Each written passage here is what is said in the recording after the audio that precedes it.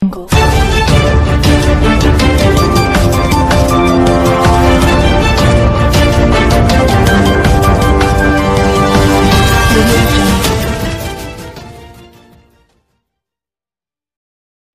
علیکم، Asia 41 news کے ساتھ میں ہوں آپ کی میزبان امنا عباس۔ خبر شامل کرتے ہیں۔ جنگ سے ہمارے بیورو چیف رانا محمد شاہد کے مطابق ڈپٹی کمشنر عبداللہ خرم نیازی کی ہدایت پر additional deputy commissioner revenue Tariq Hussain Bhatti کی زیر صدارت ڈسٹرکٹ اوورسیز پاکستانیز کمیٹی کا اجلاس منعقد ہوا، جس میں کمیٹی کے اراکین سمیت متعلقہ آفیسران نے شرکت کی۔ اجلاس میں بیرون ملک مقیم پاکستانیوں کے 9 کیسز کا جائزہ لیا گیا۔ 3 کیسز پر فیصلہ کیا گیا، جبکہ 6 کیسز کے حل کے احکامات جاری کیے گئے۔ اے ڈی سی ریونیو نے کہا کہ ضلع جنگ سے تعلق رکھنے والے اوورسیز پاکستانیز کی ریلیف فراہم کرنے کی پوری کوشش کی جائے گی۔ بیرون ملک مقیم پاکستانیوں کو ہر ممکن جان و مال کا تحفظ فراہم کیا جائے گا۔ موصول ہونے والی درخواستوں کو جلد از جلد نمٹایا جائے گا۔ اس موقع پر کمیٹی کے دیگر ممبران نے بھی اوورسیز پاکستانیز کے مسائل کے حل کے لیے اقدامات پر بریفنگ دی۔ اس کے ساتھ ہی ایک اور خبر شامل کرتے ہیں۔ جنگ سے ہمارے بیورو چیف رانا محمد شاہد کے مطابق ٹریفک پولیس جنگ کی ٹریفک قوانین کی خلاف ورزیوں پر کارروائی۔ ماہ اپریل میں 3942 چالان کیے گئے، 18 لاکھ روپے سے زائد جرمانہ، 24 ڈرائیونگ لائسنس جبکہ 15 روٹ معطل۔ ٹریفک ایجوکیشن یونٹ شہریوں میں ٹریفک قوانین کے حوالے سے آگاہی پیدا کریں۔ ٹریفک پولیس جنگ نے ماہ اپریل میں ٹریفک قوانین کی خلاف ورزیوں پر 3942 چالان کرتے ہوئے 18 لاکھ روپے سے زائد کے جرمانے عائد کیے۔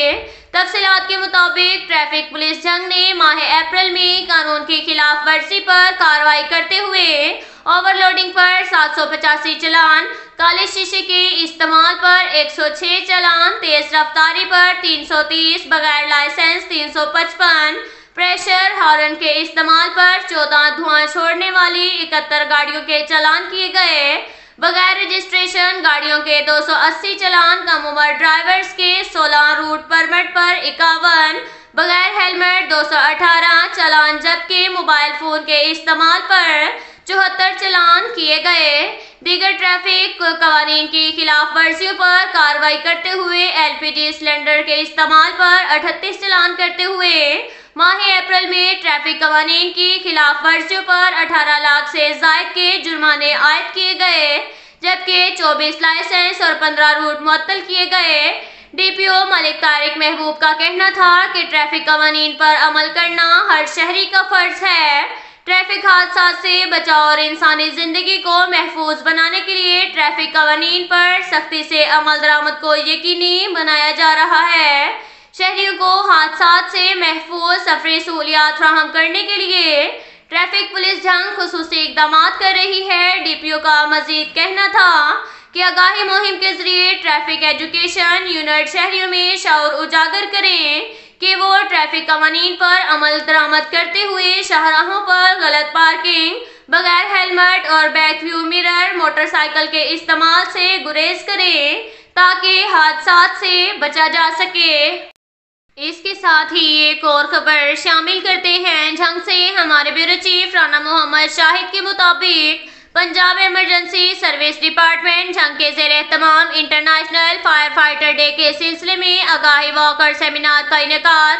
بلند و بالا امارات میں فائر سیفٹی اور بلڈنگ کوڈز کو یقینی بنانے میں پنجاب ایمرجنسی سروس ڈپارٹمنٹ کا ساتھ دیں۔